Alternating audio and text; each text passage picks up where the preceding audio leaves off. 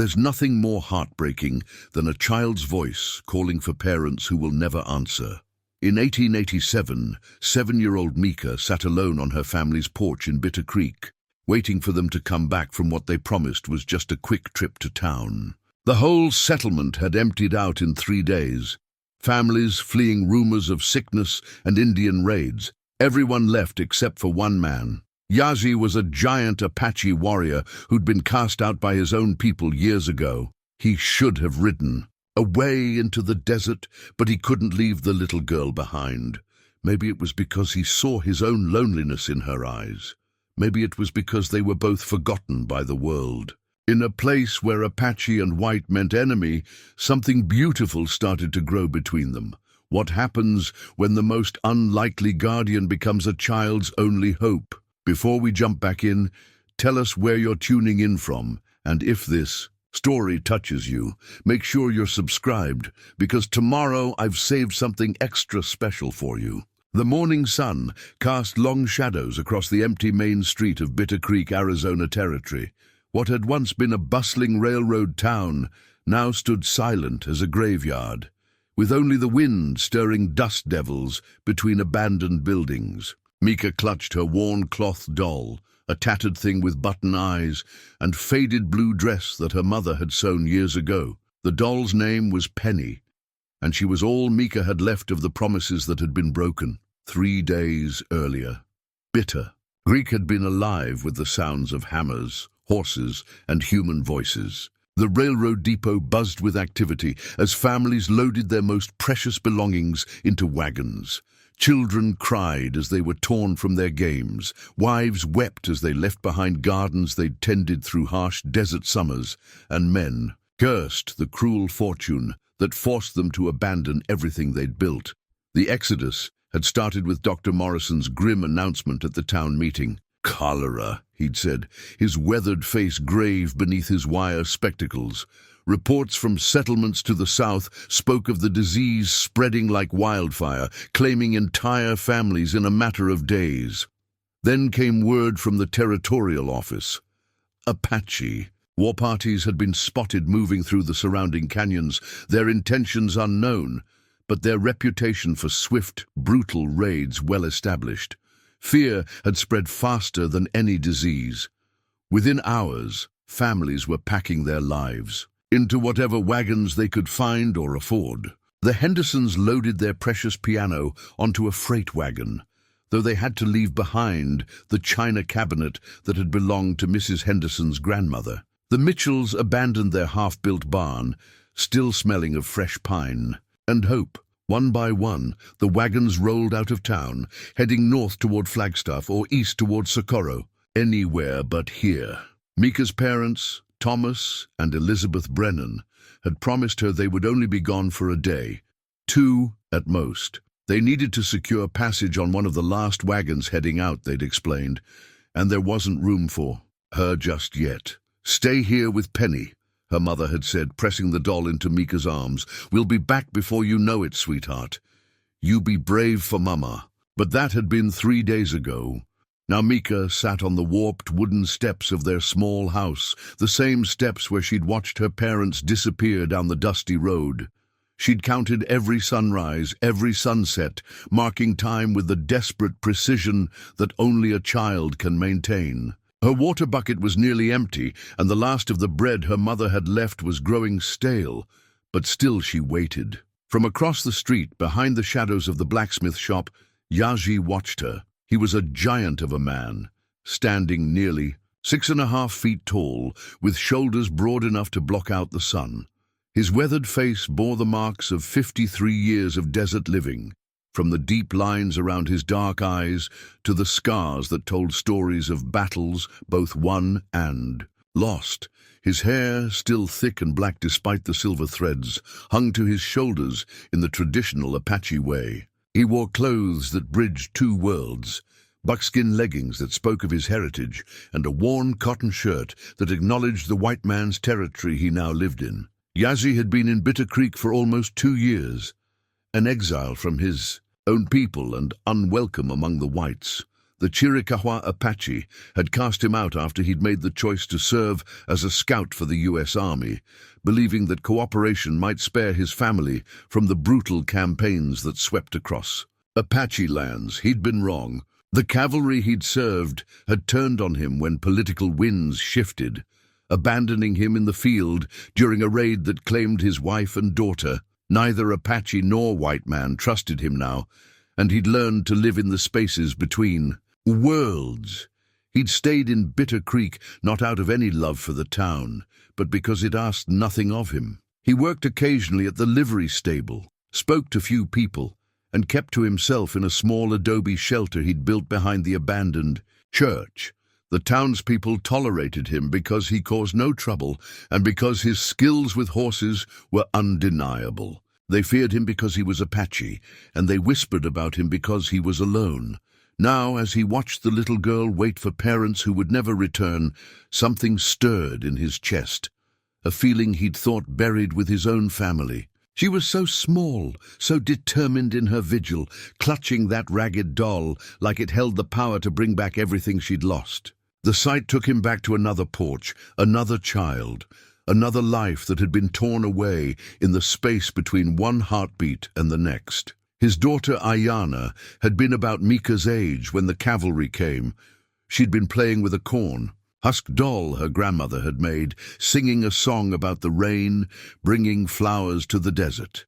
Yazhi had been away, scouting for the same soldiers who would later burn his village, and by the time he'd returned, there was nothing left but smoke and silence. He'd found Ayana's doll in the ashes, its corn silk hair singed, but its small face still smiling. The memory hit him like a physical blow, and he pressed his back against the rough adobe wall of the blacksmith shop.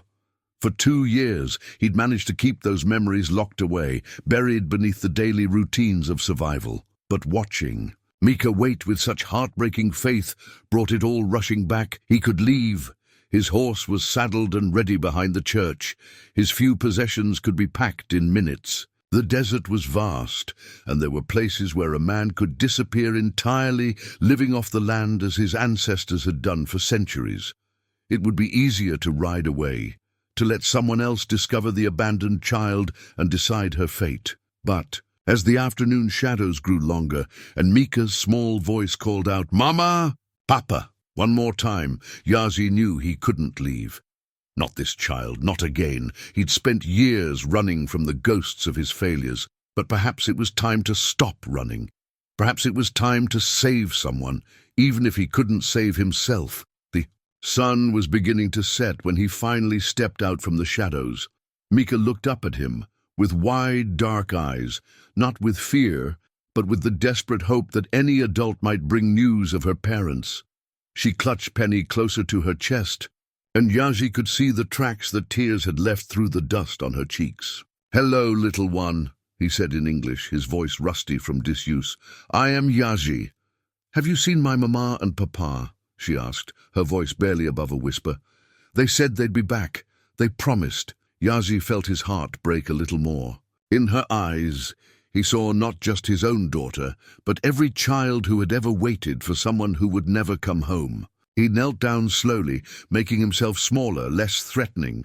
"I have not seen them today," he said gently, "but I think we should wait together. Would that be all right?" Mika nodded, scooting over on the step to make room for the giant Apache. "Warrior."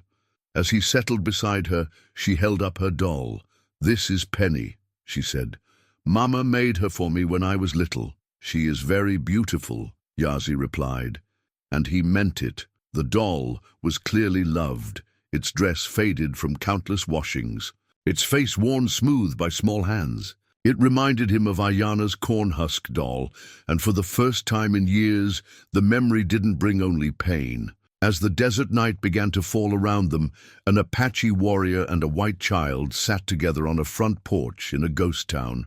Both waiting for people who would never come home, both discovering that sometimes the greatest act of courage is simply choosing not to be alone. In Yazhi's weathered hands rested a small leather pouch, his medicine bag filled with sacred items from a life he'd left behind.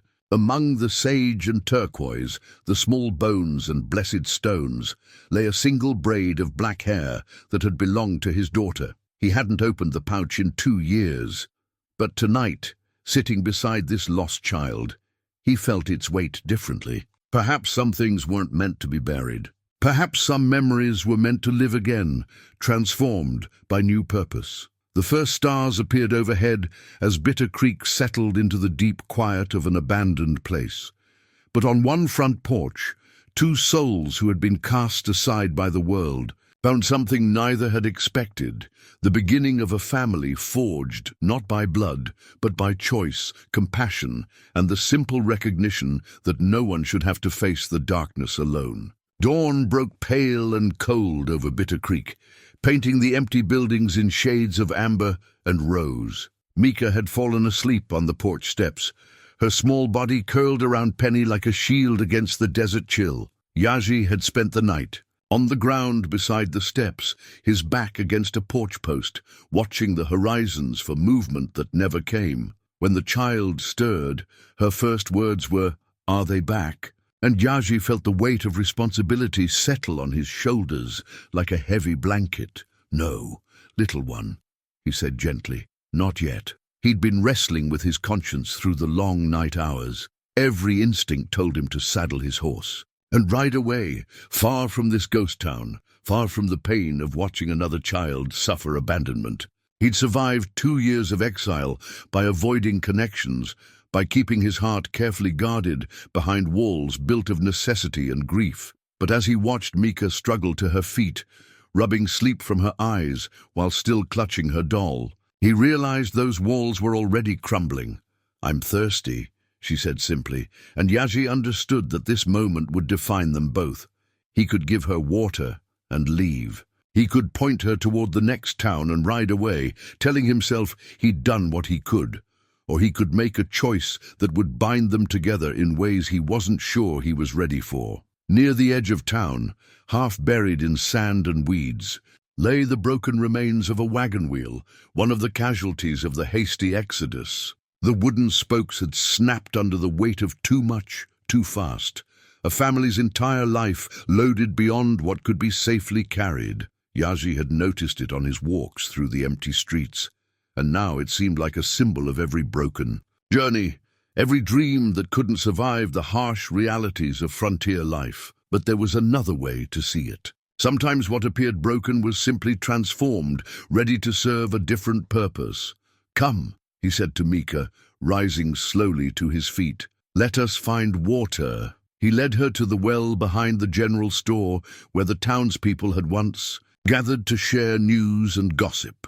The bucket was still there, though the rope was frayed and needed careful handling. Yazhi drew water slowly, testing its clarity and smell with the practiced caution of a man who'd learned that survival depended on such details. "The water is good," he announced, offering the dipper to Mika. She drank gratefully, water spilling down her chin in her eagerness. "My papa always tested our water too," she said when she'd finished. "He said desert water could fool you." "Your papa was wise," Yazhi replied, and he meant it.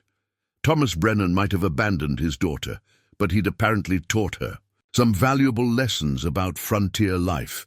As the morning progressed, Yazhi found himself making small decisions that added up to a larger commitment. He showed Mika how to check the general store's remaining supplies, explaining which foods would keep longest and how to store them properly. He examined the building's structure, noting weak boards and planning repairs. He scouted the surrounding area, identifying potential threats and escape routes with the tactical mind that had once made him valuable to the cavalry.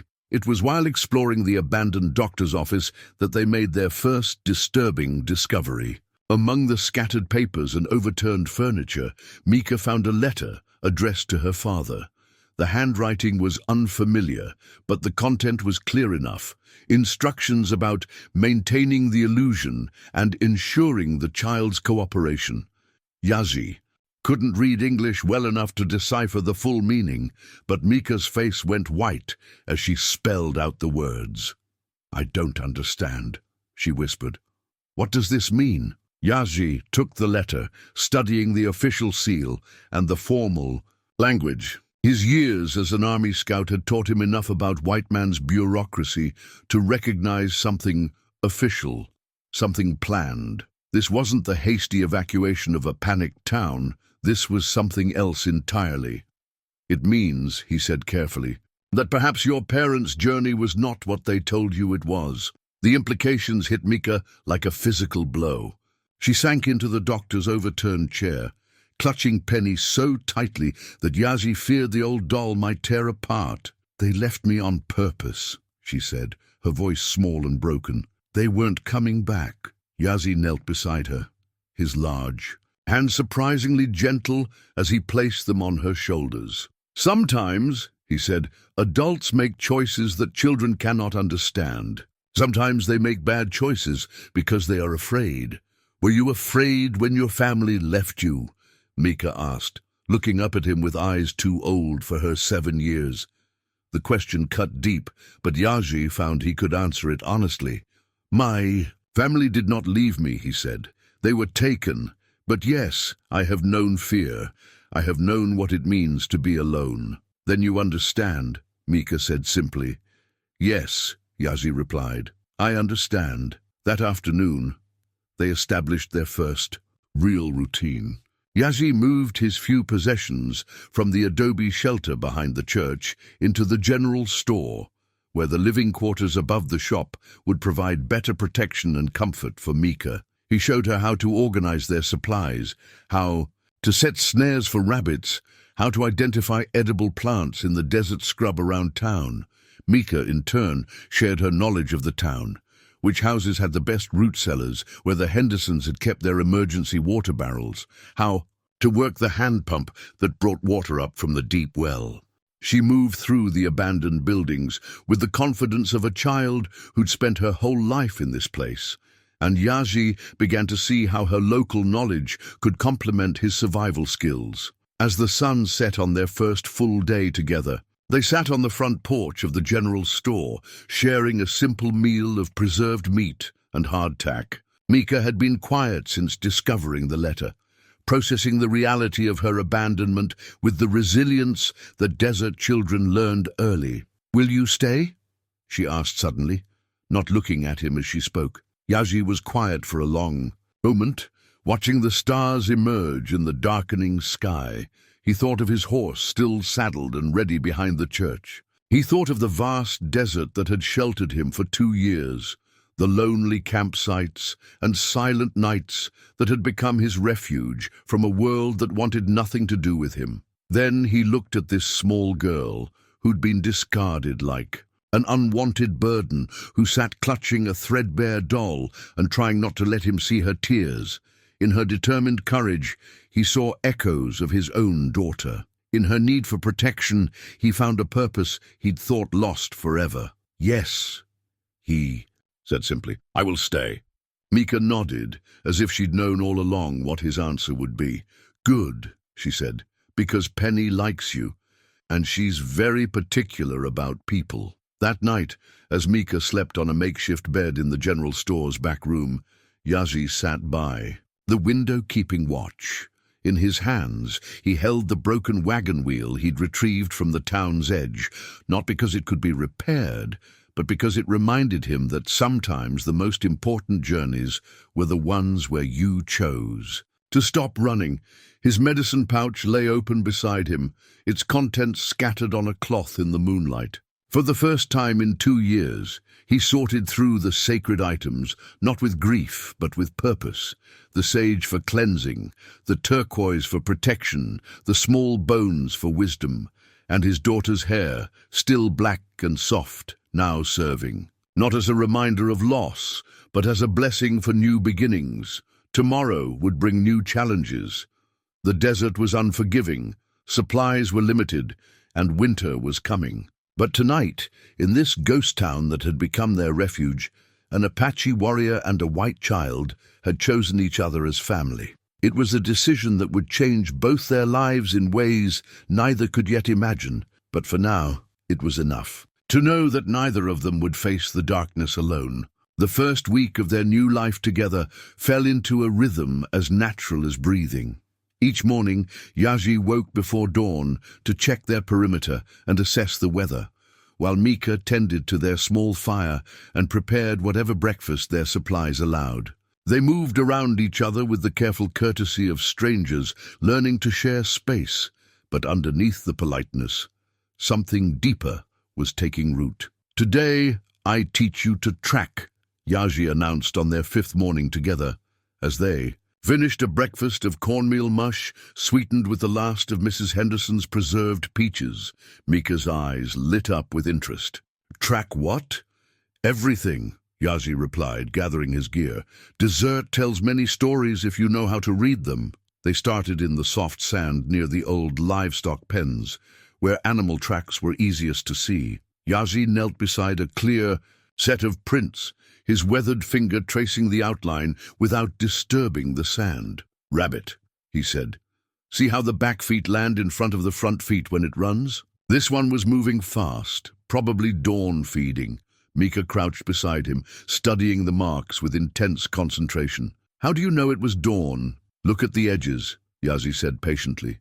"Sharp and clean. No wind has softened them yet. Desert wind starts when sun gets high." For the next hour, they followed rabbit trails through the scrub brush, with Yazhi pointing out the subtle signs that most people would miss. A bent twig here, a small dropping there, the faint scuff where tiny claws had scrambled over rock. "Animals are like people," Yazhi explained as they paused in the shade of a large boulder. "They have habits, favorite places, regular paths. Learn the patterns and you can predict where they go." "Is that how you tracked for the army?" Mika asked, then immediately looked worried that she'd said something wrong. Yazhi was quiet for a moment, but when he spoke, his voice held no anger. "Yes, but I tracked men, not rabbits, much more dangerous work." "Why did you do it?" The question hung in the desert air between them. Yazhi had never tried to explain his choices to a child, had never needed to justify the decisions that had led to his exile from both worlds. But something about Mika's earnest curiosity made him want to try. "I thought it would protect my family," he said finally. "I thought if I helped the army they would leave my people alone. I was wrong." Mika nodded with the solemn understanding that children sometimes possessed. Sometimes grown-ups make mistakes when they're trying to help. "Yes," Yazhi agreed. "Sometimes they do." That afternoon he began carving. It was something to do with his hands, while Mika practiced reading tracks in the sand. But as the piece of wood took shape under his knife, it became something more purposeful. The bird emerged slowly, a small desert wren with its wings spread wide, caught in the moment of taking flight. "What are you making?" Mika asked, abandoning her tracking practice to watch his careful work. "A teacher," Yazhi replied. "This bird will remind us that all living things are connected. The wren knows where water is because it watches the insects. The insects know where plants grow because they follow the rain. Everything talks to everything else if you know how to listen." He worked in comfortable silence for a while, aware of Mika's fascination with the process. His hands remembered this skill from childhood, when his grandfather had taught him to carve spirit animals from cottonwood root. Each cut of the knife was both practical and sacred, shaping not just wood, but meaning. "Will you teach me?" Mika asked. Yazhi looked at her small hands, still soft despite a week of desert living. "Carving is dangerous work, very sharp knife." "I'm careful," Mika insisted. "Papa taught me to whittle soap. I never cut myself, not even once." Something about the way she mentioned her father made Yazhi's chest tighten. Despite everything, the abandonment, the lies, the bitter discovery of their betrayal, Mika still spoke of her parents with a mixture of love and hurt that reminded him powerfully of his own complex feelings about the Apache elders who had cast him out. "Very well," he said, "but first you learn to sharpen the blade. A dull knife is more dangerous than a sharp one." The lesson in knife maintenance became a meditation on patience and precision. Yazhi showed her how to test the edge against a piece. of leather, how to angle the blade against the whetstone, how to maintain steady pressure without rushing the process. Everything worth doing takes time, he said as Mika worked the stone with careful concentration. The desert teaches this. Rain comes when it comes. Plants grow when they are ready. Try to force things, and they break. Is that why you're not in a hurry to leave? Mika asked without looking up from her work. The question caught Yazhi off guard with its perceptiveness. What do you mean? Some adults would have left already, Mika said matter-of-factly. They would have said, it's too hard to take care of. A little girl, or too dangerous to stay in an empty town. But you're not in a hurry. Yazhi set down his carving and really looked at her. This small person who'd been discarded by the people who should have protected her, who was now accepting his guardianship with a trust that both humbled and terrified him. I have been in a hurry for too long, he said carefully, always running from something or towards something, never just being where I was. Maybe it is time to learn what happens when you stop running. I'm glad you stopped running, Mika said, simply, then returned to her knife sharpening with renewed focus. That evening brought their first real test of the bond they were building. As Yazhi prepared their supper over the small fire, Mika's careful movements around their makeshift camp suddenly froze. Yazhi, she whispered, her voice tight with controlled fear. There's something by the water barrel. He followed her gaze and saw it immediately, a diamondback rattlesnake, easily 4 feet long, coiled in the shadow of their water storage. The snake's attention was focused on something else, probably the small lizards that came to drink in the evening, but it was positioned directly between them and their most precious resource. Do not move, Yazhi said quietly, his hand going to the long knife at his belt. Stay very still. He'd dealt with rattlesnakes before, but never with a child nearby, never with someone else's safety depending on his actions. The snake was old and well-fed, which meant it would be less aggressive, but also more unpredictable. A younger snake might strike quickly and retreat, but this one would hold its ground. Moving with the fluid grace that had made him feared in combat, Yazhi circled wide around the snake's position. He kept his movement slow and deliberate, never directly threatening but always closing distance. The rattler's head tracked his movement, its tongue flicking out to taste his approach. When he was in position, Yazhi struck. Not with his knife, which would have been too risky, but with a long stick he'd prepared for exactly this purpose. He pinned the snake's head to the ground just behind its skull, holding it motionless while its body writhed in fury. Now you may. Move, he called to Mika, but slowly, come around behind me. Mika obeyed without question, though he could see her hands shaking as she clutched Penny. When she was safely clear, Yazhi released the snake and stepped back quickly. The rattler wasted no time in fleeing toward the rocks, disappearing into the desert shadows as quickly as it had appeared. Are you hurt? Mika asked, rushing to his side. No, Yazhi assured her. But this is why we must always be careful around water. Snakes need it too. You saved us, Mika said with quiet awe. We saved each other, Yazhi corrected gently. You saw the danger. I dealt with it.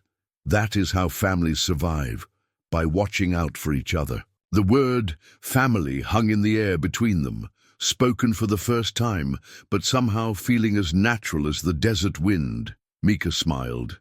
The first truly happy expression Yazhi had seen from her since the day he'd found her waiting on her parents. In porch that night, as they settled into their sleeping arrangements, Mika held up the wooden bird Yazhi had finished carving. What should we name her? She asked.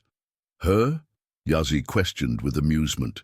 She's definitely a her, Mika said with the confident authority that children brought to such matters. She looks like a hope to me. Yazhi nodded solemnly. Hope is a good name for a desert bird. Hope knows how to find water even when everything looks dry. As sleep began to claim them both, Hope, the wooden wren, sat guard over their small camp, her carved wings spread wide as if blessing this unlikely family that was learning to trust each other one lesson at a time. Outside their shelter, the desert, settled into its nightly rhythm of hunts and hiding, survival and persistence. But inside, two people who had been abandoned by their worlds had found something precious in the space between. They had found each other. By their second week together, language had become their evening entertainment. After the practical business of gathering food, maintaining their shelter, and securing their water supply, they would sit by their small fire and teach each other. Words, water, Yazhi would say in English, then follow it with two in Apache. Two, Mika would repeat carefully, rolling the unfamiliar sound around her tongue. Two, like two, but different. Good, Yazhi would nod approvingly. Now you teach me. Mika had taken to this linguistic exchange with the enthusiasm that only children could muster for learning. She taught him the proper English names for things she'd only known in her 7 years of frontier life, the difference between a skillet and a frying pan, why you called it a root cellar instead of just a hole in the ground, how to pronounce the difficult consonant clusters in words like strength and through. Your English is better than you think, she told him one evening as she worked on a beaded bracelet, using techniques Yazhi had taught her with materials they'd gathered from the abandoned houses. You just need to practice more. English is a hard language, Yazhi replied, concentrating on mending a tear in her dress with careful, precise stitches. Too many words that sound the same but mean different things. Apache is hard too, Mika said. All those sounds I don't know how to make, but I like learning it. It makes me feel like I'm understanding you better. The simple honesty of her statement moved him more than he'd expected. In his years of exile, he'd grown accustomed to being misunderstood, to having people make assumptions about him based on his appearance and heritage. But Mika approached their cultural differences with genuine curiosity rather than fear or judgment. Tell me about your daughter, she said one evening, the request so casual that Yazhi almost missed its significance. He looked up from the rabbit stew he was stirring, startled by the directness of her question. In 2 weeks of growing closeness, she had never directly asked about his past, though he suspected she'd picked up pieces from his occasional comments and expressions. What makes you think I had a daughter?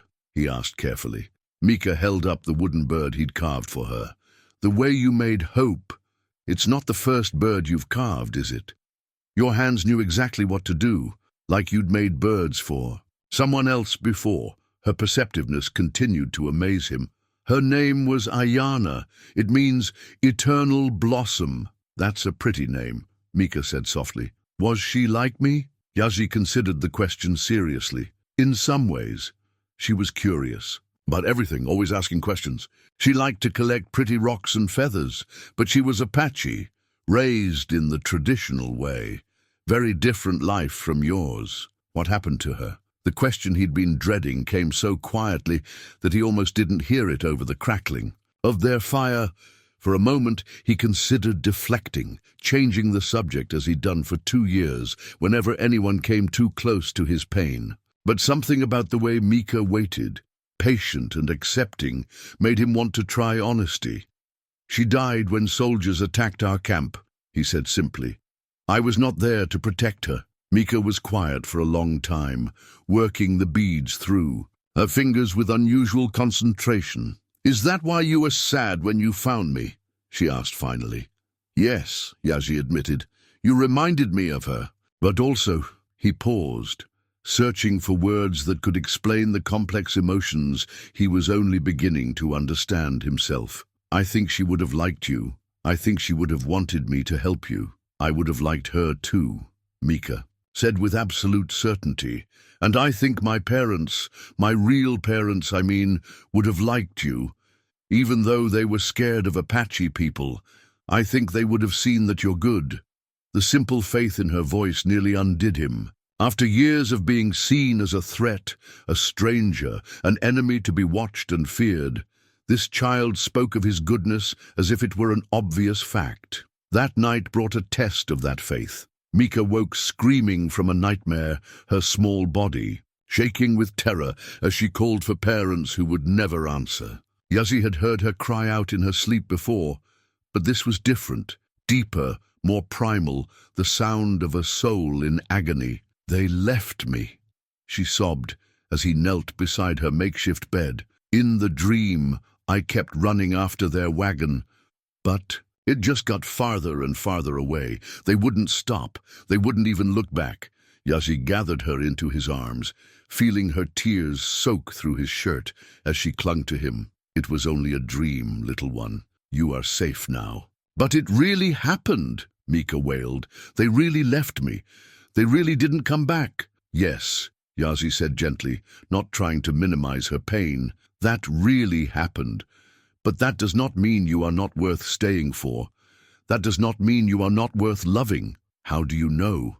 she asked, pulling back to look at him with eyes made enormous by tears and firelight.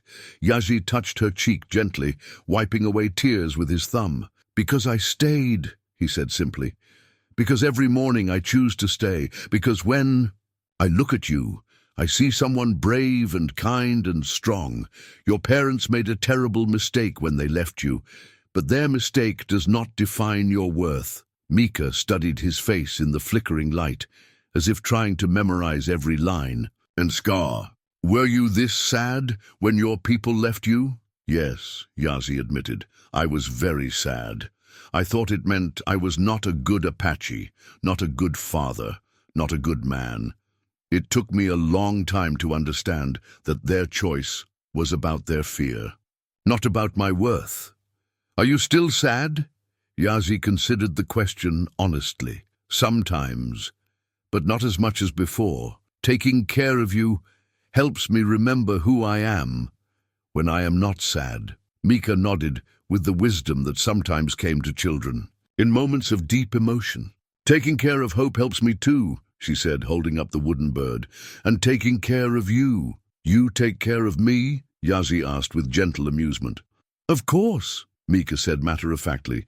"I make sure you eat enough breakfast, and I watch for rattlesnakes while you work, and I tell you when your English sounds funny so you can fix it. That's taking care of someone."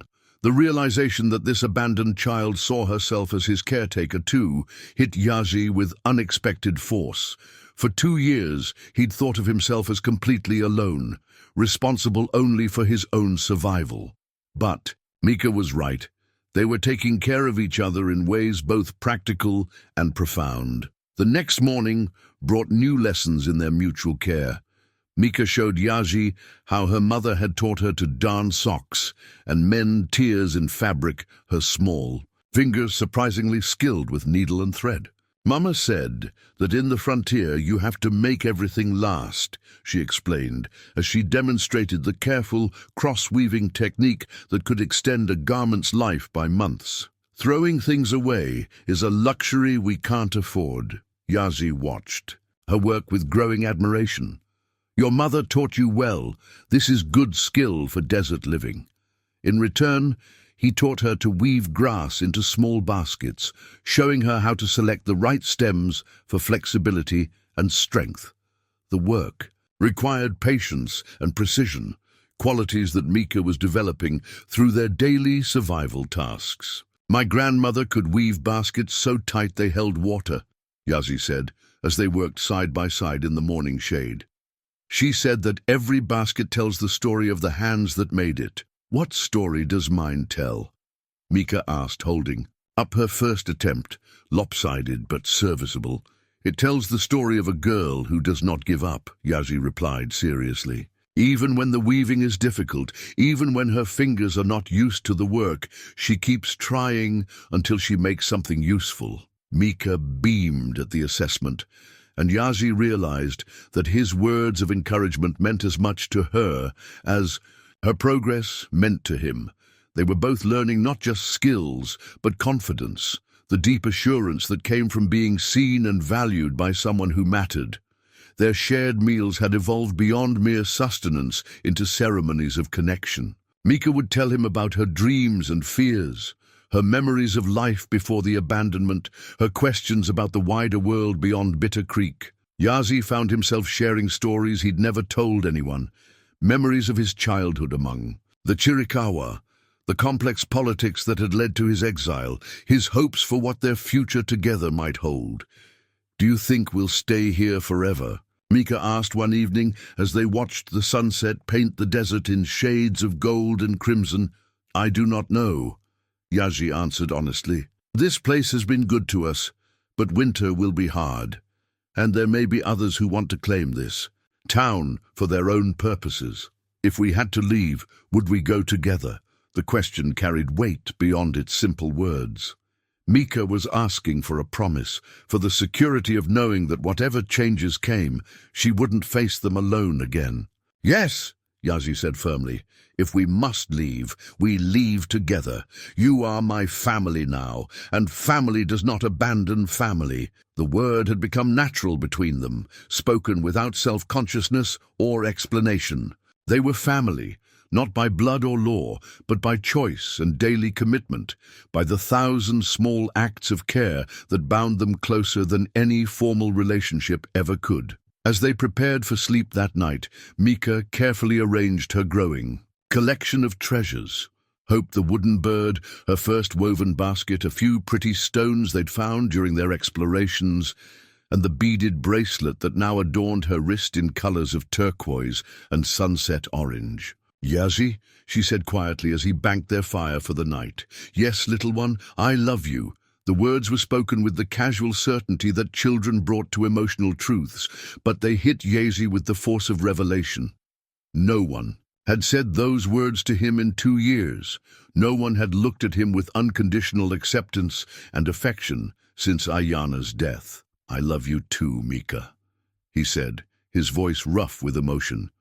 "More than I thought possible." She smiled and closed, her eyes clutching Penny and Hope together as she settled into sleep.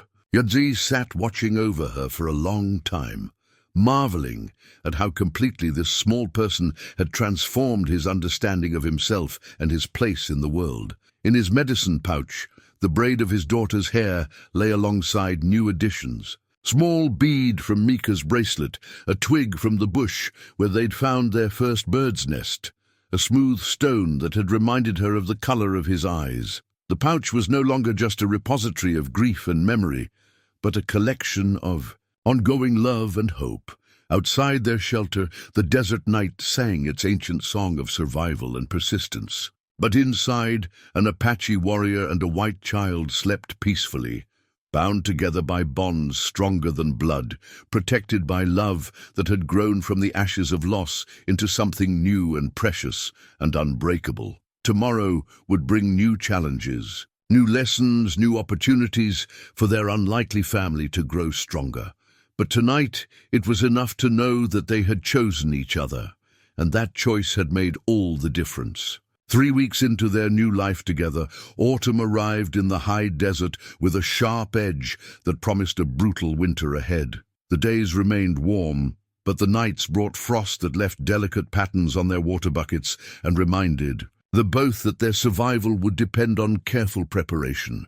It was while gathering firewood from the abandoned houses that Mika made a discovery that changed everything. In the bottom drawer of a dresser in the Morrison house, beneath layers of moth-eaten clothing, her fingers found something cold and metallic. A brass button from a cavalry uniform, tarnished with age, but still bearing the distinctive eagle. "Insignia of the U.S. Army. Yazhi," she called, holding up her find. "Look what I found." The moment Yazhi saw the button, his entire demeanor shifted. His shoulders tensed, his jaw tightened, and something dangerous flickered behind his dark eyes. He took the button from Mika's palm with hands that trembled almost imperceptibly. "Where did you find this?" he asked, his voice carefully controlled. "In Mrs. Morrison's dresser," Mika replied, suddenly worried that she'd done something wrong. "Is it important?" Yazhi stared at the button for a long moment, his thumb tracing the familiar eagle design. When he finally spoke, his words came slowly, as if each one cost him something. "It is mine," he said quietly. "From when I wore the blue coat." Mika's eyes widened with understanding. She'd seen cavalry soldiers during their occasional visits to Bitter Creek, had listened to the adults' whispered conversations about Indian scouts and the complex politics of frontier warfare. But she'd never connected those distant figures with the gentle man who carved birds and taught her to track rabbits. "You were a soldier?" she asked. "I was a scout," Yazhi corrected. "I helped the army track other Apache bands. I thought—" He stopped, struggling with memories that were clearly painful. "I thought it would protect my family. I thought cooperation was better than fighting. But it wasn't." Yazhi's laugh held no humor whatsoever. "No, it was not. The soldiers I helped, they turned on me when politics changed, and my own people. They called me betrayer, collaborator. I belonged nowhere." He sat heavily on an overturned crate, still holding the button. For the first time since Mika had known him, he looked old, worn down by the weight of decisions that had cost him everything. "What happened to your family?" Mika asked gently, settling beside him. The story came out in pieces, like water squeezed. From a stone, Yazhi told her about his wife, Istzan, whose name meant woman, but who had been anything but ordinary. A healer and storyteller who could calm fractious horses with her voice and make children laugh with her gentle humor. He spoke of Ayana, their daughter, who had been fascinated by butterflies and could identify every bird in the desert by its song. "The army sent me to track a band of raiders," Yazhi said, his eyes fixed on the cavalry button as if it held answers to questions he was still trying to understand. "While I was gone, different soldiers, men I had never worked with, attacked our camp. They said they were looking for stolen cattle, but there were no cattle. There was no theft. They just wanted to drive us away from water sources that white ranchers coveted." "They killed your family?" Mika said softly. "It wasn't a question." "Yes, and when I returned, when I demanded justice, the army said I was lying. They said Apache could not be trusted, that I was probably in league with the raiders myself. They stripped me of my scout status and left me in the desert without horse or supplies. That's when your people cast you out too?" Yazhi nodded. "They said I had chosen the white man's path, so I must walk it alone. They said the blood of my family was on my hands because I trusted the enemy." Mika was quiet for a long time, processing this revelation. Finally, she reached over and took the cavalry button from his hands, studying it with the serious consideration she brought to important matters. "I think," she said carefully, "that you made the best choice you could with what you knew at the time, and I think both sides were wrong to punish you for trying to save people." Her simple acceptance of his complex past moved Yazhi more than any elaborate forgiveness could have. This child, who had every reason to fear and mistrust him based on the prejudices she'd been raised with, instead offered understanding and compassion.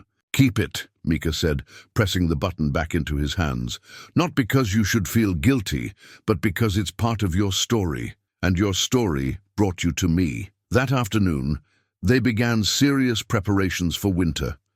Yazhi's military training had included cold weather survival, and he applied those lessons to their situation with methodical precision. They identified the most defensible building, the general store with its thick walls and interior rooms, and began winterizing it with materials salvaged from other structures. Mika proved surprisingly adept at the practical work of survival. Preparation. She helped him stuff gaps between boards with cloth and paper, assisted in moving their most essential supplies to secure locations, and worked tirelessly to preserve food for the lean months ahead. "My papa used to say that winter separated the prepared from the wishful," she said, as they worked to smoke strips of rabbit meat over their carefully maintained fire. "Your papa was right about that," Yazhi agreed. "Desert winter can kill the unprepared very quickly." As the days grew shorter, they established new routines that acknowledged the seasonal reality. Morning exercises to keep their bodies strong, afternoon work sessions to maintain their shelter and supplies, evening storytelling that served both as entertainment and as a way to preserve important knowledge. It was during one of these evening sessions that Mika shared her own discovery about their abandoned town. "I found photographs in the Henderson's house," she said, pulling a small collection of images from her pocket. "Look at this one." The photograph showed Bitter Creek in its heyday, bustling streets, busy storefronts, families posed proudly in front of their new homes. But what caught Yazhi's attention was a figure in the background of one image, a tall Apache man standing beside the livery stable, clearly at ease in the white community. "That's you," Mika said with certainty. "Before everything went wrong." Yazhi studied the photograph, remembering the day it was taken. He'd been shoeing horses for the Henderson family, working alongside their regular blacksmith to prepare for a cattle drive. For a brief moment, he'd felt like he belonged somewhere, accepted, for his skills rather than feared for his heritage. "I was different then," he said quietly. "No," Mika replied with the absolute conviction that children sometimes possessed. "You were the same. Kind, careful, good with your hands, protective of people you cared about. The only difference is that now you're not trying to be something you're not." Her insight struck him like a physical blow. She was right. In his desperate attempts to find acceptance, he'd tried to remake himself into what others wanted, rather than simply being who he was. It had cost him everything, and he'd spent 2 years believing that the fault lay in some fundamental flaw in his character. But Mika saw him clearly, not as Apache or white, not as soldier or scout, but simply as Yazhi, the man who carved birds and told stories, who kept watch through the night and shared his food without counting the cost. As winter's first real storm approached, building dark clouds on the northern horizon, they huddled together in their secure shelter, warm and well-supplied. Yazhi held his cavalry button in one hand and Hope the wooden bird in the other, symbols of his past and future balanced in his palms. "Are you ready for winter?" Mika asked, settling against his side with Penny clutched in her arms. "Yes," Yazhi replied, and for the first time in years he truly meant it. "We are ready for whatever comes." Outside, the wind began to howl with the promise of snow and cold, but inside their sanctuary, an Apache warrior and a white child prepared to face their first winter together, armed with love, preparation, and the hard-won knowledge that some families were worth any sacrifice to preserve. The first blizzard of winter struck Bitter Creek with the fury of a living thing, transforming their quiet desert town into a howling wilderness of snow and ice. For 3 days, Yazhi and Mika huddled in their winterized sanctuary, listening to the wind tear at their shelter while they rationed their supplies and told stories to pass the endless hours. On the 4th morning, when the storm finally exhausted itself against the mountains, they emerged to find their world transformed.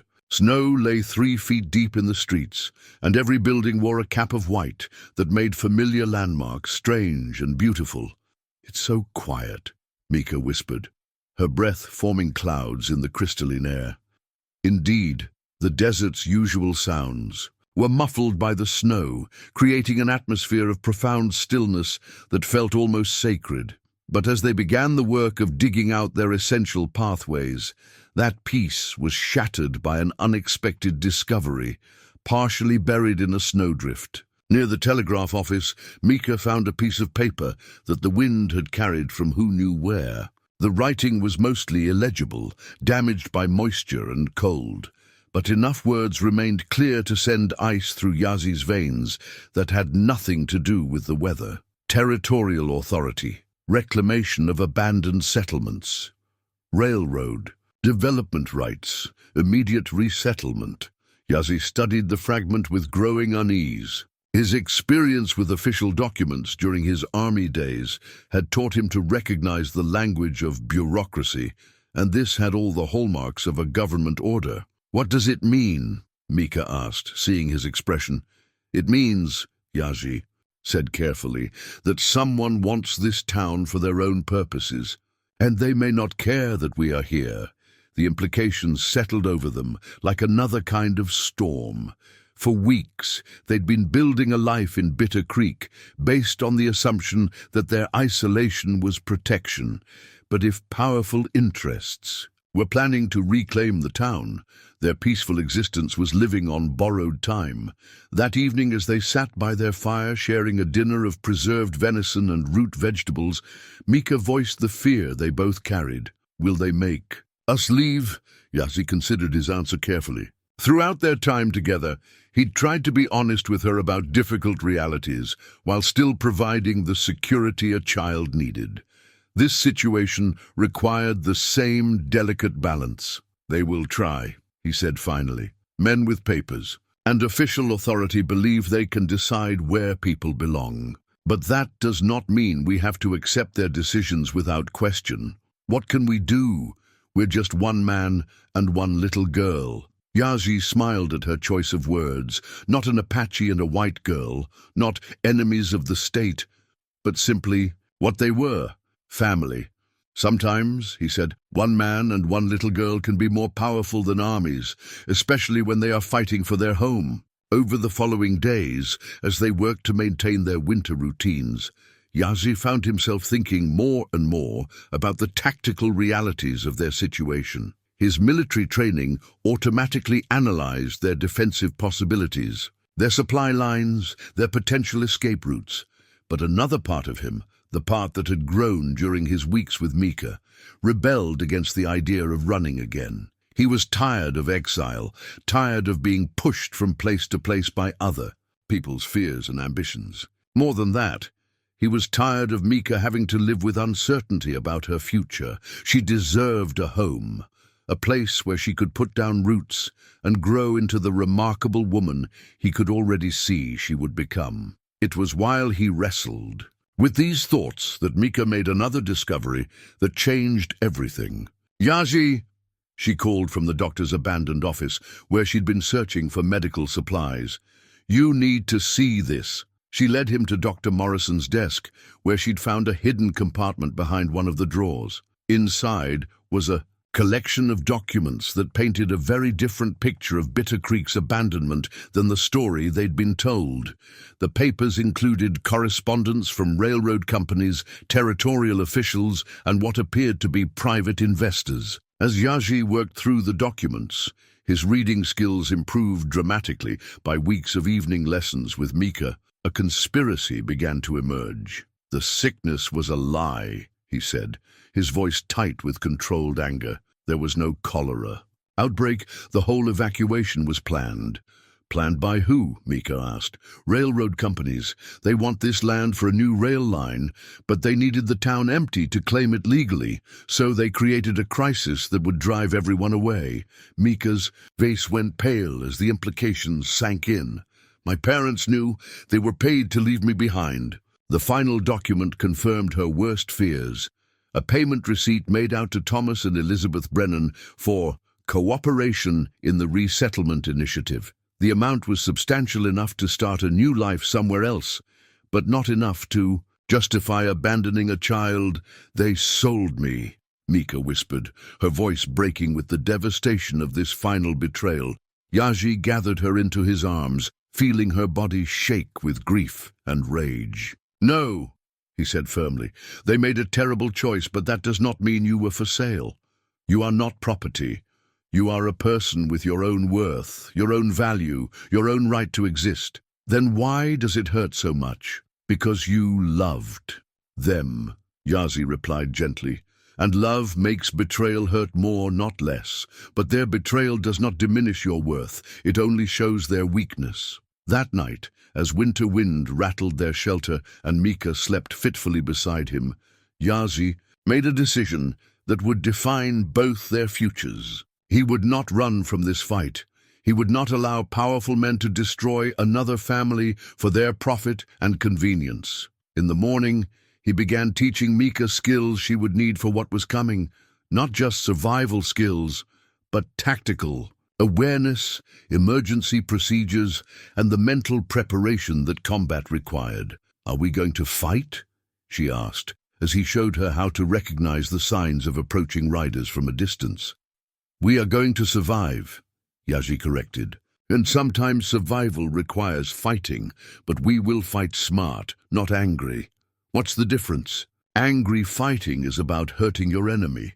Smart fighting is about protecting what you love. As the winter days grew shorter and colder, they transformed their comfortable sanctuary into something more defensible. Yazhi used his military engineering knowledge to create observation points, supply caches, and escape routes throughout the abandoned town. Mika learned to move silently through the buildings, to use the terrain to her advantage, and to think tactically about every situation. "Remember," Yazhi told her during one of their training sessions, "we are not trying to defeat an army. We are trying to make ourselves too costly to remove, too difficult to ignore, too valuable to destroy. How do we make ourselves valuable? By being right," Yazhi said simply, "by standing for something that matters more than money or power, by showing that some things cannot be bought or sold or taken by force." As winter deepened around them, they prepared not just for cold and snow, but for a confrontation that would test everything they'd learned about courage, family, and the price of belonging. In his medicine pouch, Yazhi carried the cavalry button, alongside Hope the wooden bird, symbols of past mistakes and future possibilities, reminders that sometimes the most important battles were fought not for victory, but for the right to call somewhere home. Spring came early to Bitter Creek, melting the snow in great rushing torrents that turned the dry creek beds into temporary rivers. With the warming weather came visitors, the first human beings Yazhi and Mika had seen since the town's abandonment. 6 months earlier, they were surveyors' men, 3 of them riding into town with the casual confidence of people who believed they owned whatever they looked upon. Yazhi and Mika watched from the concealed observation post they'd prepared in the church bell tower, studying the newcomers with the tactical awareness that winter had sharpened in both of them. "Railroad men," Yazhi said quietly, recognizing the type, if not the individuals, come to measure what they plan to take. The surveyors spent 2 days mapping the town, driving stakes and taking measurements with professional efficiency. They moved through the abandoned buildings with proprietary interest, making notes and sketches that clearly indicated long-term plans for the settlement. On their 3rd morning in Bitter Creek, the surveyors made a discovery that changed everything. "Well, I'll be damned," one of them said, loud enough for Yazhi and Mika to hear from their hiding place. "Look what someone's been hiding." He'd found Dr. Morrison's concealed documents, the same papers that had revealed the conspiracy to Yazhi and Mika months earlier. But unlike Yazhi, these men could read the implications immediately and completely. "Morrison kept everything," the lead surveyor said, rifling through the papers with growing excitement. "Payment records, correspondence, even the original territorial order. This is evidence of the whole operation." "Is that good or bad for us?" asked one of his companions. "Depends on how you look at it. Good because it proves the evacuation worked exactly as planned. Bad because if this gets out, there'll be congressional investigations, newspaper attention, all kinds of trouble." "So, what do we do? What we should have done 6 months ago. Burn everything, every building, every document, every trace that this place ever existed. Then we file reports saying the settlement was destroyed by Indian raids. Clean slate for the railroad." Yazhi felt Mika's sharp intake of breath beside him, felt her small hand grip his arm with desperate strength. The casual discussion of destroying their home, their refuge, their carefully built sanctuary hit both of them like physical blows. But worse revelations were coming. "What about the girl?" one of the surveyors asked. "The papers mention a child left behind to make the abandonment look legitimate. Think she's still alive?" The lead surveyor shrugged with callous indifference. "Doubt it. 7-year-old alone in the desert for 6 months? Even if she survived the winter, she's probably more animal than human by now. Do us a favor if we find her and put her out of her misery. And if there are other survivors, there won't be. Morrison's records show that only the Brennan girl was left behind. And that was intentional. Everyone else cleared out with their payments. Clean operation all around." Mika's face had gone white with shock and rage, her small body trembling with emotions too complex for her years. Yazhi placed a calming hand on her shoulder, but inside, His own fury was building to dangerous levels. The surveyors continued their casual discussion of destruction and murder for another hour, mapping out their plans to erase Bitter Creek from existence. They would burn the buildings systematically, destroy any evidence of the conspiracy, and report to territorial authorities that hostile Apache had wiped out the settlement. Any survivors they encountered would be eliminated as witnesses. When the men finally departed to retrieve supplies for their arson campaign, Yazhi and Mika climbed down from their hiding place in silence. The weight of what they'd learned pressed down on them both like a physical burden. "They're going to burn our home," Mika said, her voice small and lost. "Yes," Yazhi replied grimly. "They are going to try, and they think I'm some kind of wild animal. They think you are something they can dismiss and destroy because you are inconvenient to their plans. They are wrong."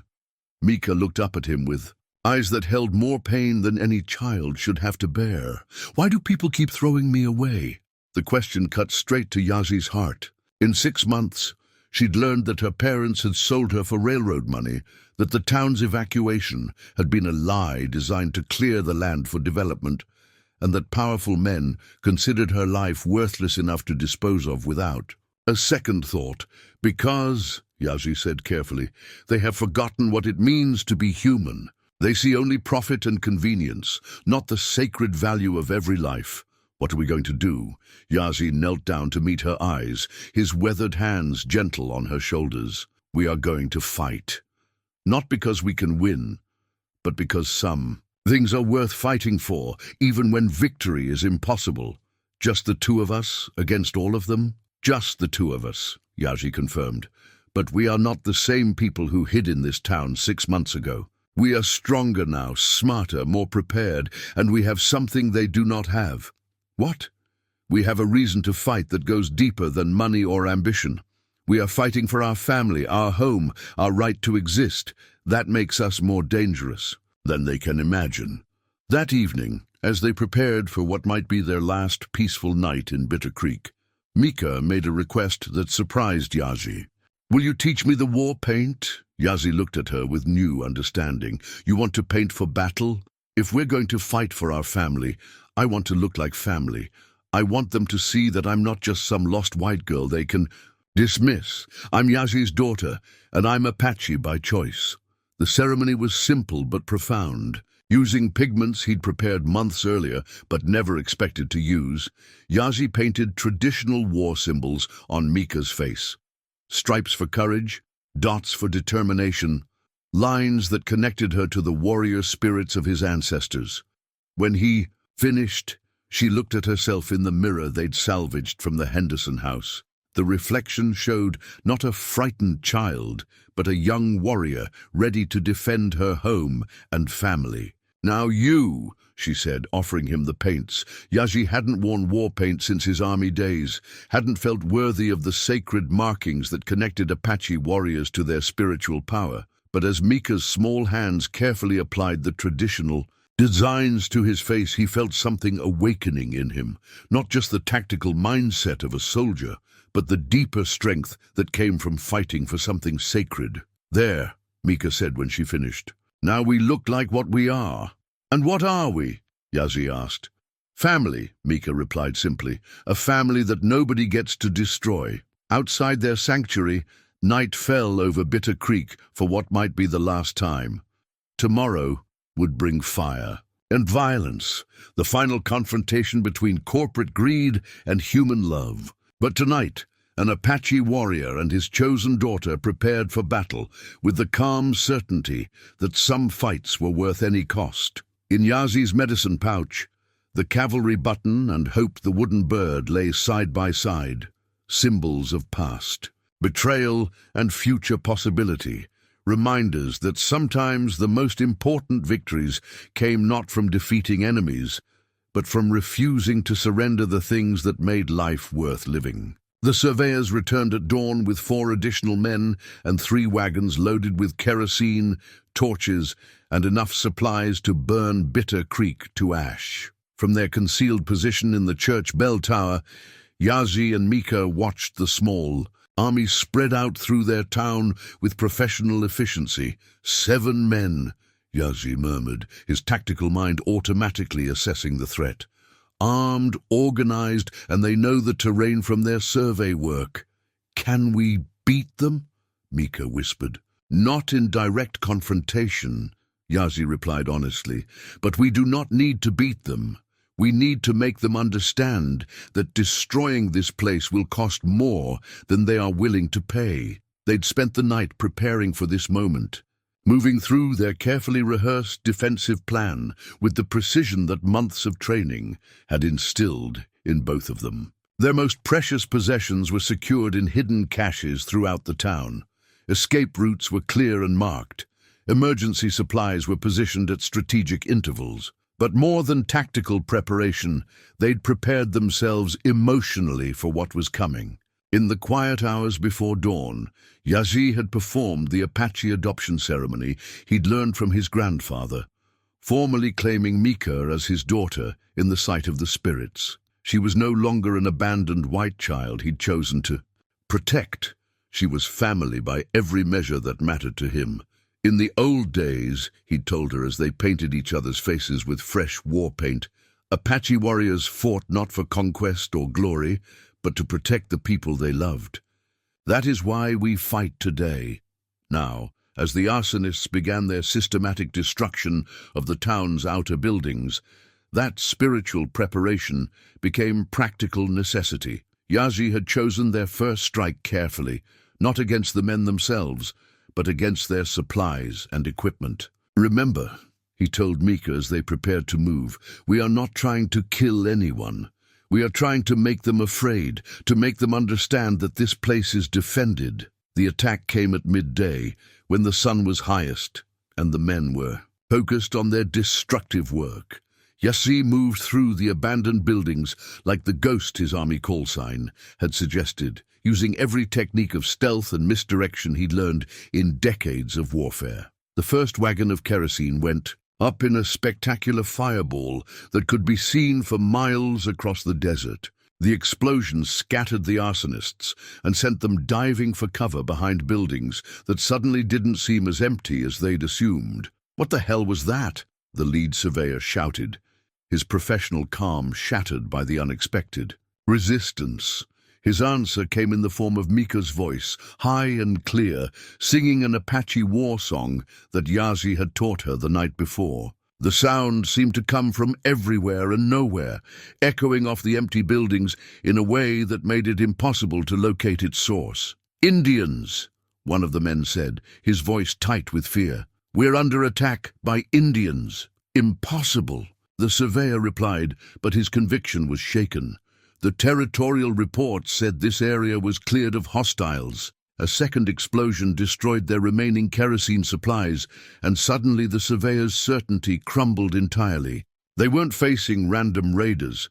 They were dealing with someone who understood their mission and was systematically dismantling their capability to complete it. "We need to get out of here," one of the hired men said, already backing toward.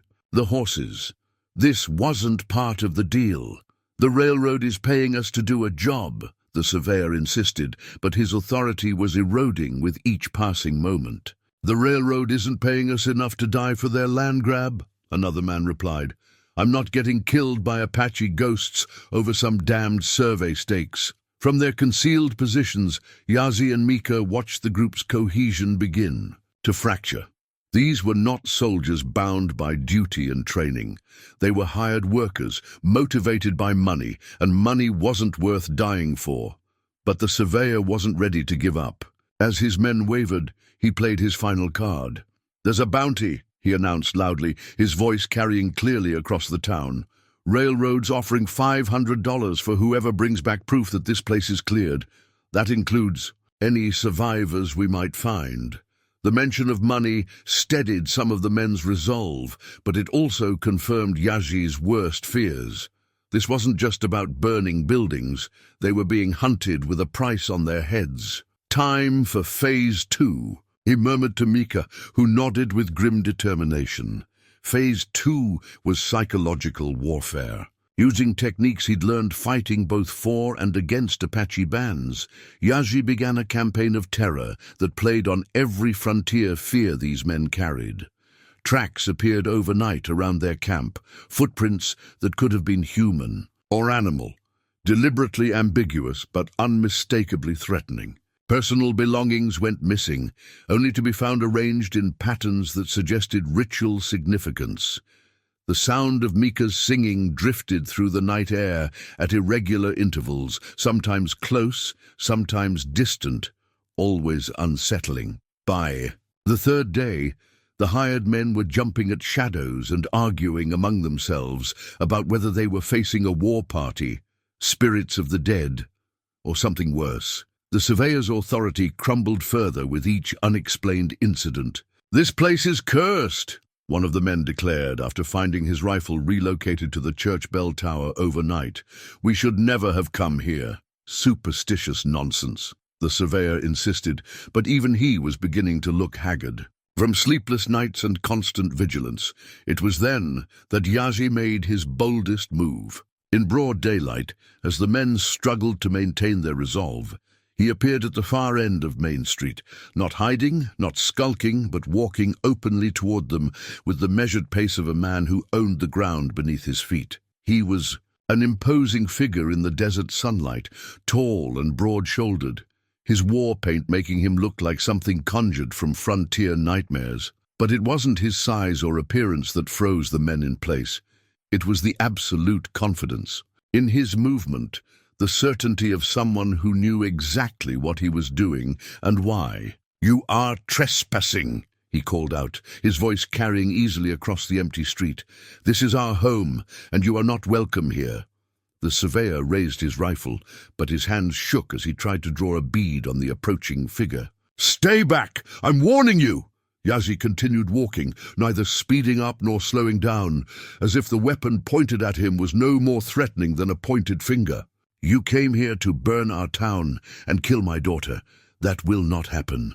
"Your daughter?" The surveyor's voice cracked with confusion. "What daughter?" That was when Mika appeared, stepping out from behind a building with the fluid grace that months of Apache training had given her. She was small but fierce, her war paint marking her as unmistakably Yazhi's child, her dark eyes holding a determination that made her seem far older than her 8 years. "Hello," she said politely, as if meeting strangers at a social gathering. "I'm the girl you thought was dead. I'm very much alive, and this is my papa." The psychological impact was devastating. These men had convinced themselves they were dealing with abstract problems, clearing land, eliminating obstacles, completing a job. Suddenly they were confronted with a father protecting his daughter, a family defending their home, human beings with faces and names and undeniable rights. "This is impossible," the surveyor whispered. "The records show, the territorial report said." "The records lie," Yazhi said simply. "As do the men who made them. As do you." One of the hired men lowered his rifle, his face pale with the realization of what they'd almost done. "Boss, we can't. She's just a kid. We can't." "She's a witness," the surveyor said desperately, but his authority was gone. "They're both witnesses. If they live, if they talk, then perhaps you should have considered that before you came here with torches and murder in your hearts," Yazhi interrupted. "Perhaps you should have asked yourselves whether this land was worth killing a child." In Bourg, the confrontation might have ended there, with the surveyor's men abandoning their mission and riding away from a job that had become too morally complex to justify. But greed and desperation make dangerous companions, and the surveyor still had one card left to play. $500, he reminded his men, his voice rising with hysteria. "Each. 1,000, if we bring back proof that we completed the job. That's more money than any of you will see in 2 years of honest work." The appeal to their greed steadied some of the men's resolve, but it also revealed the surveyor's true nature to anyone still harboring doubts about his character. Mika looked at him with the cold assessment of someone far older than her years. "You're just like my parents," she said quietly. "You'll sell anyone for the right price." The comparison hit its target with devastating accuracy. The surveyor's face flushed red with anger and shame, and in that moment of emotional chaos, he made the mistake that would seal all their fates. He raised his rifle toward Mika. The shot never came. Yazhi moved with speed that seemed impossible for a man his size, covering the distance between them in heartbeats. The rifle flew from the surveyor's hands, and suddenly the older man found himself on the ground with an Apache knife at his throat. "You may kill me," Yazhi said conversationally, "but if you harm one hair on my daughter's head, I will make your death a lesson that the desert will remember for 100 years. The remaining men found themselves facing a choice that would define not just the next few minutes, but the rest of their lives. They could follow their leader into a fight they couldn't win, or they could make the harder choice of walking away from easy money to preserve their humanity. One by one, they lowered their weapons. "This ain't worth it," the oldest of them said. Finally, child killing ain't something a man comes back from, no matter how much they pay him. As the hired men began to gather their gear and prepare to leave, the surveyor made one last desperate attempt to complete his mission. But it was too late. His authority was broken, his men were gone, and he was alone in a hostile desert with two people who had every reason to want him dead. "You don't understand," he pleaded, as Yazhi released him and stepped back. "The railroad has plans for this whole territory. You can't stop progress. You can't hold back civilization." "We are not trying to stop progress," Mika said with quiet dignity. "We are trying to stop men like you from deciding that some people don't matter." "This won't end here," the surveyor warned as he stumbled toward his horse. "They'll send others. The railroad has too much money invested to give up now. Then we will be ready for them too," Yazhi replied calmly. "And maybe by then you will have found the courage to tell the truth about what happened here." As the defeated surveyor rode away with his remaining men, leaving behind their supplies and their mission, Yazhi and Mika stood together in the center of their town, bloodied, but unbowed, outnumbered, but undefeated. "Is it over?" Mika asked. "This battle is over," Yazhi replied, "but the war may have just begun. Are you ready for what comes next?" Mika looked around at their home, scarred by the conflict, but still standing, still theirs, still worth fighting. "4." In her hand she held Hope, the wooden bird, its carved wings spread wide as if blessing their victory. "I'm ready," she said. "Whatever comes, we'll face it together." As the desert sunset painted the sky in shades of gold and crimson, an Apache warrior and his adopted daughter prepared for whatever challenges the future might bring. They had won more than just a battle. They had proven that family, courage, and love could triumph over greed, prejudice, and the casual cruelty that turned human beings into obstacles to be removed. In his medicine pouch, alongside the cavalry, a button and his daughter's hair, Yazhi carried a new treasure, a small piece of surveyor's rope that Mika had claimed as a trophy. It would remind them both that sometimes the most important victories came not from destroying enemies, but from forcing them to confront their own humanity. 3 weeks after the surveyor's defeat, the railroad sent their answer to Bitter Creek. It came in the form of a dozen armed men, led by a territorial marshal with papers that claimed legal authority over the abandoned settlement. But these weren't hired thugs or desperate surveyors. These were professionals, and they came prepared for the resistance they knew they'd face. Yazhi spotted them first, a line of riders approaching from the east with the measured pace of men, who were in no hurry because they believed victory was inevitable. He studied them through the spyglass they'd salvaged from the Henderson house, counting weapons and assessing tactics with the practiced eye that had once made him valuable too. The U.S. Army. 12 men, he told Mika as they watched from their concealed position in the church bell tower. Marshal's badge on the leader. They have official papers, which means they believe law is on their side. "Is it?" Mika asked, her voice steady. "Despite the gravity of their situation, law and justice are not always the same thing," Yazhi replied carefully. "These men have legal authority, but they are using it to serve illegal purposes. The riders entered Bitter Creek with the confidence of men who expected to complete their mission without significant resistance. The marshal was a tall, weathered man with the kind of hard face that came from years of making difficult decisions and living with their consequences.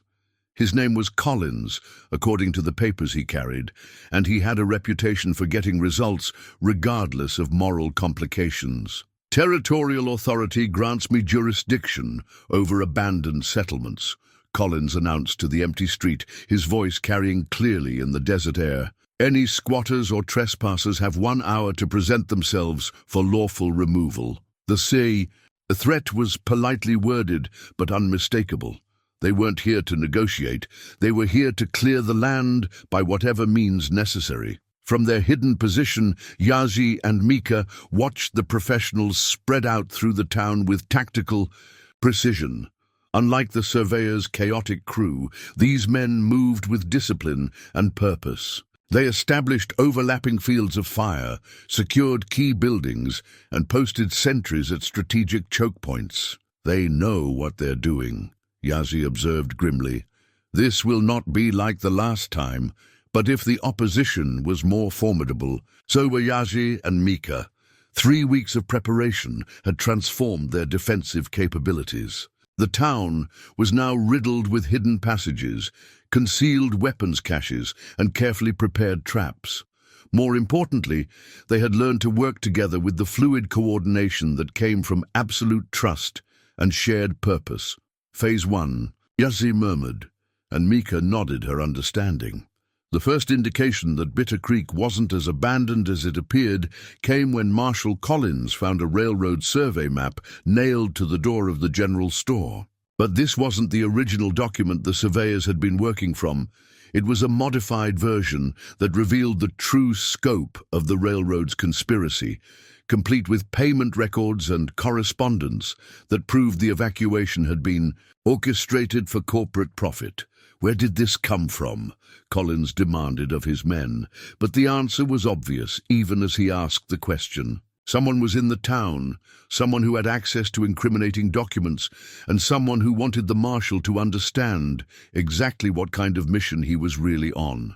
The psychological warfare began immediately. Items appeared and disappeared. With ghostly precision, the marshal's coffee pot was replaced with an Apache water basket. His official papers were found rearranged to spell out messages in crude English. "Children live here and go home." But these weren't random acts of mischief.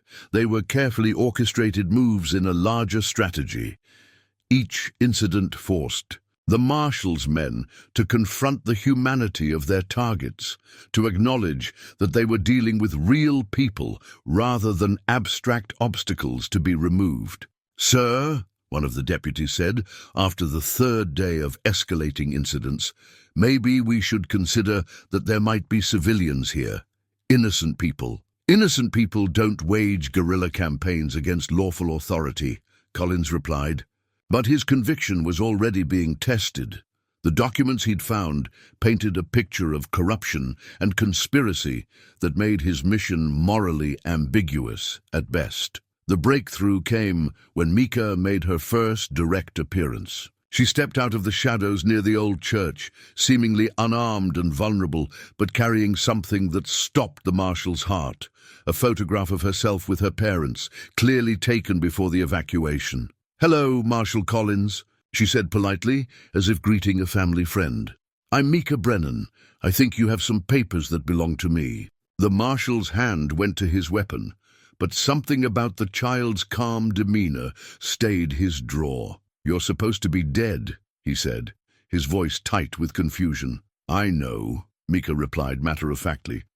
"My parents sold me to the railroad company for resettlement money. They told everyone I died of fever so they could leave without looking like the kind of people who abandon their children for profit."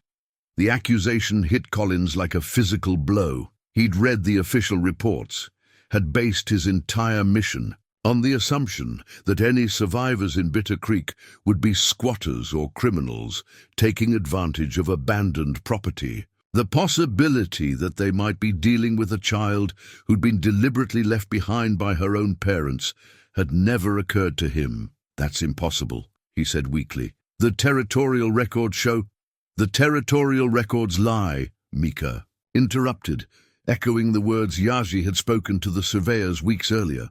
"Just like the cholera reports lied. Just like the stories about Indian raids lied. This whole thing is built on lies, Marshal Collins, and you're here to make sure the lies never get exposed." Behind Collins, his men were shifting uneasily. These were frontier lawmen, accustomed to clear distinctions between right and wrong, good and evil. The moral complexity that Mika was revealing made their simple missions suddenly complicated in ways that challenged everything they thought they knew about justice. "Where's your guardian?" Collins asked, his tactical mind still functioning even as his moral certainty crumbled. "You're not surviving out here alone." "I'm not alone," Mika said. And that was when Yazhi revealed himself. He emerged from concealment, with the fluid grace of a man who belonged to the desert, his war paint and traditional Apache clothing making him look like something from frontier legend. But it wasn't his appearance that stopped the marshal's men cold. It was the absolute confidence in his posture, the certainty of someone who was exactly where he belonged and prepared to defend it with his life. "Marshal," Yazhi said, his English, "be careful but clear. You are trespassing on our land." "Your land?" Collins struggled to maintain his authority in the face of this unexpected development. "This is abandoned territory, claimed by territorial jurisdiction for railroad development." "Nothing here is abandoned," Yazhi replied calmly. "This is our home, that is my daughter. We are not leaving." The standoff crystallized in that moment, not just between armed men, but between two competing visions of justice. On one side stood legal authority, backed by corporate power and government sanction. On the other stood a family defending their home with nothing but courage, love, and the unshakable conviction that some things couldn't be bought or sold or taken by force. "You don't understand the situation," Collins said, but his voice lacked the conviction that had carried him through decades of law enforcement. "I have jurisdiction here. I have orders." "You have pieces of paper," Mika said quietly. "We have a life. Which one matters more?" The question hung in the desert air like a challenge not just to Collins, but to every man present. In the space between heartbeats, each of them was forced to choose what kind of person they wanted to be, the kind who followed orders without question, or the kind who stood for something that transcended law and power and profit. The battle for Bitter Creek was about to begin. But the real war was already being fought in the hearts and consciences of 12 men who'd come to remove obstacles and found themselves facing a family instead. The confrontation that would determine the fate of Bitter Creek began not with gunfire, but with Marshal Collins trying one last time to resolve the situation within the bounds of law and conscience. "Look," he said, his voice carrying the weariness of a man who'd seen too much moral complexity in a job that was supposed to be about simple justice. "I don't like this any more than you do, but I have orders from the territorial government. I have to carry them out." "No," Mika said with the absolute certainty that only children could bring to moral questions. "You choose to carry them out. Nobody can make you hurt people. That's always a choice." Her words hit Collins harder than any physical blow could have. In 30 years of law enforcement, he told himself he was simply following orders, doing his duty, serving justice as defined by others. But this 8-year-old girl was forcing him to confront the uncomfortable truth that every action he took was ultimately his own decision. "You don't understand," Collins replied. But his conviction was crumbling. "There are larger issues here. Progress, civilization, the future of the territory." "Whose future?" Yazhi asked quietly. "Railroad owners who will profit from this land? Politicians who will take credit for development? Or the people who actually live here, who have made this place their home through their own sweat and sacrifice?" The philosophical debate might have continued indefinitely, But the decision was taken out of everyone's hands by the arrival of unexpected allies. A dust cloud on the horizon resolved itself into riders, 3 Apache warriors who approached Bitter Creek with the cautious confidence of men who knew exactly what they were riding into. Yazhi's breath caught in his throat as he recognized the lead rider. Nalnish had been his closest friend before the exile, a war leader whose reputation for tactical brilliance was matched only by his fierce loyalty to his people. The fact that he was here now could only mean one thing. "Brother," Nalnish called out in Apache as he dismounted, his weathered face showing no surprise at finding Yazhi painted for war and standing beside a white child. "We heard you had found your place at last. How did you know?" Yazhi asked, momentarily forgetting the tense standoff around them. "Desert carries stories for those who know how to listen," Nalnish replied. "Stories of an outcast who became a father, of a child who learned Apache ways, of a family that would not be moved by fear or greed." He looked at Mika with approval. She has the eyes of a warrior. Marshal Collins watched this exchange with growing unease. 3 Apache warriors changed the tactical equation considerably, but more than that, their presence legitimized Yazhi's claim to the land in ways that legal documents couldn't challenge. "Marshal," one of his deputies said quietly, "maybe we should reconsider our approach here. This is getting complicated." Before Collins could respond, the situation became even more complex with the arrival of another group of riders, this time from the south.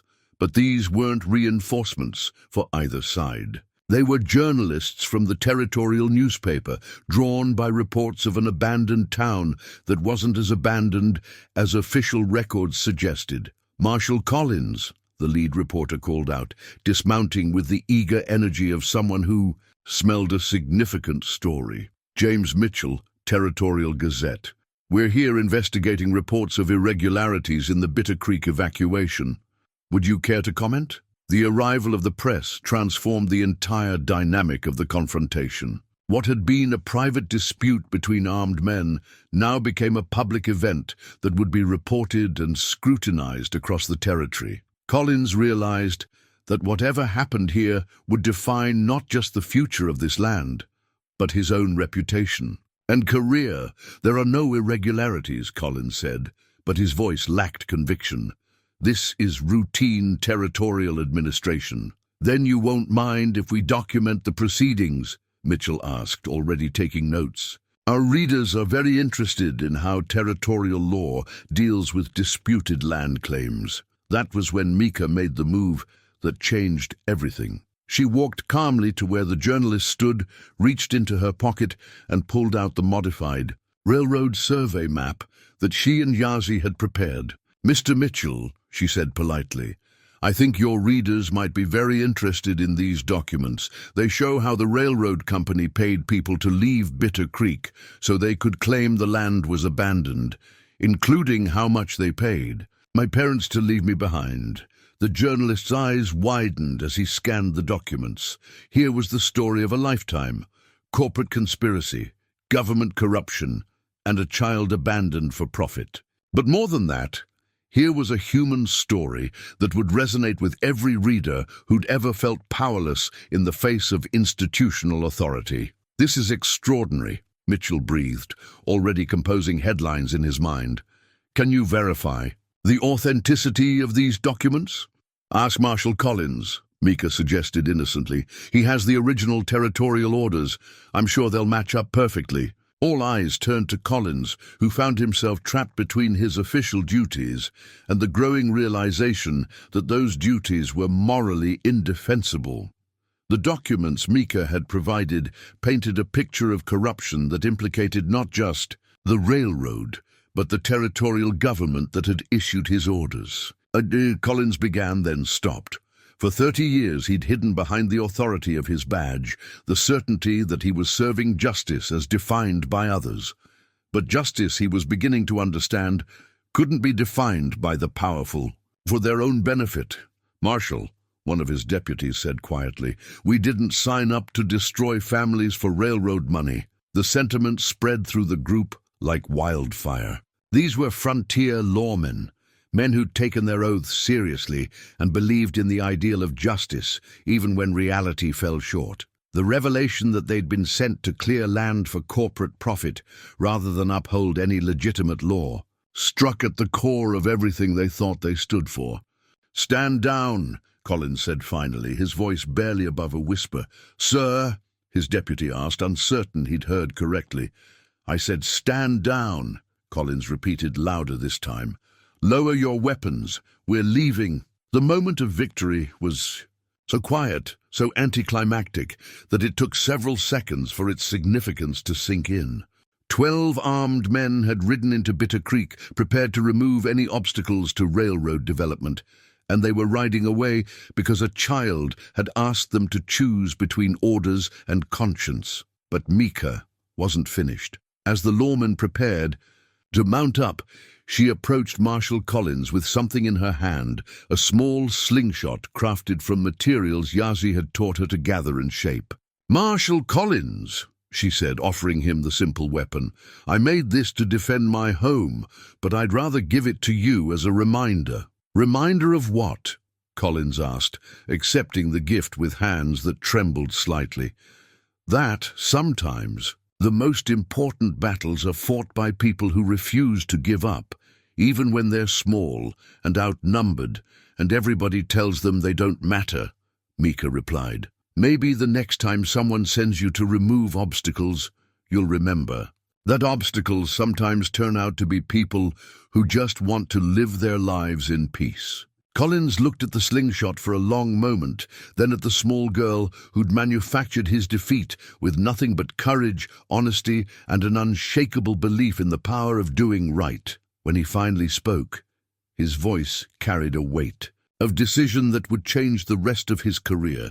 "I'll remember," he said simply, "and I'll make sure others remember too." As the lawmen rode away and the journalists prepared their dispatches, as the Apache warriors settled in to share a meal and stories with their brother who had found his way home, Bitter Creek settled into the peaceful quiet of a battle won not through violence, but through the simple refusal to surrender the things that made life worth living. In Yazhi's medicine pouch, Hope the wooden bird rested beside a new addition, a small piece of brass from Marshal Collins' badge, freely given as a symbol of respect between adversaries who'd become, if not friends, at least mutual witnesses to the possibility that justice could triumph over mere law when ordinary people had the courage to stand for what they believed. Something unexpected. Hope. The first new residents arrived in late spring, drawn not by railroad promises, but by newspaper accounts of the family that had refused to be moved. They were outcasts and misfits, people who'd been pushed to society's margins and found inspiration in the story of an Apache warrior and a white child who'd stood their ground against impossible odds. There was Elena Rodriguez, a Mexican healer, whose traditional remedies had made her unwelcome in more conventional settlements. She arrived with a wagon full of herbs and the gentle confidence of someone who understood that healing came in many forms. Thomas Whitehorse, a mixed-blood Navajo who'd never quite belonged to either world, brought his skills as a blacksmith and his quiet wisdom about living between cultures. Old Pete McCready showed up with nothing but his carpentry tools and a lifetime of building experience, saying he'd heard they needed someone who knew how to make things last. Sarah Chen, whose Chinese heritage had made her unwelcome in mining towns throughout the territory, arrived with seeds for a garden that would soon feed the growing community. Each new arrival was personally welcomed by Mika, who had grown 3 inches and gained a confidence that made her seem far older than her 9 years. She would show them around the town, help them choose a building to restore, and share the practical wisdom that desert living had taught her. The most important thing, she would tell each newcomer, is that everyone here chose to stay. Nobody's here because they have to be. We're all here because this is where we want to build our lives. Yazhi watched these interactions with quiet pride. The abandoned child who'd waited on her parents' porch 2 years ago had become a young woman who understood instinctively how to make others feel welcome and valued. Her English was fluent now, but she also spoke Apache with increasing skill, bridging languages just as naturally as she bridged cultures. The town's transformation wasn't just physical, though the improvements were remarkable. New roofs repaired, walls, gardens where scrub brush had once grown. The general store had become a true community center where people gathered in the evenings to share meals and stories. The old church now hosted services that drew from multiple traditions, creating something new and inclusive from the spiritual heritage each resident brought. But the real transformation was deeper, the creation of a community based not on shared background or common interests, but on mutual respect and the simple acknowledgement that everyone deserved a place to call home. The official recognition came in the form of a territorial charter, signed by the governor himself, after Marshal Collins provided testimony about the railroad conspiracy and the legitimate settlement that had grown from its ashes. Bitter Creek was no longer an abandoned town. It was an incorporated community, with legal standing and protected rights. We should have a celebration, Elena suggested one evening, as they gathered for their weekly community meal. Something to mark our official recognition. What kind of celebration? Asked Thomas Whitehorse, his weathered hands pausing in their careful work of repairing a harness. A naming ceremony, Mika said suddenly, the idea forming as she spoke. We're not the same place we were when everyone left. We should have a name that reflects who we are now. The suggestion sparked a lively debate that continued for several evenings. Some wanted to honor their Apache heritage, others preferred to acknowledge their multicultural character. It was Sarah Chen who finally proposed the solution that satisfied everyone. Hope Springs, she said simply, because this is where hope came back to life. The name was adopted by unanimous agreement, and plans began for a celebration that would mark both their official recognition and their new identity. On the morning of the celebration, Yazhi found himself standing in the same spot where he'd first watched Mika wait for parents who would never return. But now, instead of empty streets and abandoned buildings, he saw a thriving community preparing for a festival that would welcome visitors from across the territory. Nervous? Mika asked, joining him in his contemplation. Grateful, Yazhi replied. I was thinking about the day I found you on that porch. If someone had told me then that we would build all this, you would have believed it, Mika interrupted with a smile. Because you're the kind of person who sees possibilities instead of problems. The celebration itself was everything they'd hoped for and more. Journalists came to document the town's remarkable transformation. Territorial officials attended to offer formal recognition. Apache leaders from several bands came to honor Yazhi's return to his people and his success in building bridges between worlds. But the most meaningful moment came when Marshal Collins arrived, not in his official capacity, but as a private citizen carrying a gift. I brought something for the town, he announced, unwrapping a carefully carved wooden sign that read, Hope Springs, population, growing, all welcome. You made this? Mika asked, recognizing the careful craftsmanship. I've been learning woodworking, Collins said with a slight embarrassment. Turns out I'm better with my hands than I ever was with a badge. The sign was installed with appropriate ceremony, marking the official transformation of an abandoned settlement into a community that had become a symbol of second chances and new beginnings throughout the territory. As the celebration continued into the evening, with music and dancing and stories shared around multiple fires, Yazhi found a quiet moment to open his medicine pouch. The contents had grown over the years. His daughter's hair still held the place of honor, but now it was joined by tokens from their extended family. A bead from Elena's rosary, a small horseshoe from Thomas's forge, a smooth stone from Sarah's garden. But the most precious addition was newest, a small piece of wood shaved from the Hope Spring sign, carefully blessed and placed alongside the wooden bird that had started it all. "What are you thinking about?" Mika asked, settling beside him as the celebration continued around them. "I was thinking about belonging," Yazhi said quietly. "For most of my life I tried to find a place where I would be accepted, but I was looking in the wrong places." "Where were you looking?" "In places that already existed, where I would have to change myself to fit their expectations. I never thought about creating a place where I could belong exactly as I am." Mika nodded with the understanding that had always connected them. "That's what we did here, isn't it? We didn't try to fit into someone else's idea of family or community. We created our own." "Yes," Yazhi agreed. "And now others can find belonging here too." As the night sky filled with stars, the celebration in Hope Springs continued with the joyful energy of people who had found not just a place to live, but a place to call home. Children played games that mixed traditions from multiple cultures, adults shared skills and stories, and everyone contributed to the growing sense that this community was something special, not perfect, but real, not exclusive, but inclusive. Not built on what people had been, but on what they could become together. In the morning, there would be work to do, crops to tend, buildings to maintain, newcomers to welcome.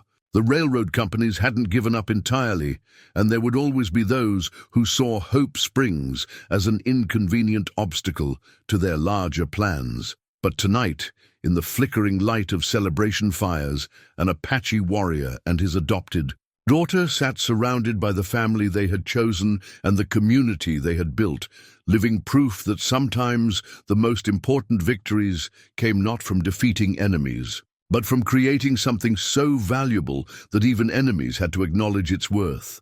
The story that had begun with abandonment and exile had become something else entirely, a tale of hope, resilience, and the unshakable truth that home wasn't a place you found, but a place you made, one relationship at a time, one choice at a time, one day at a time.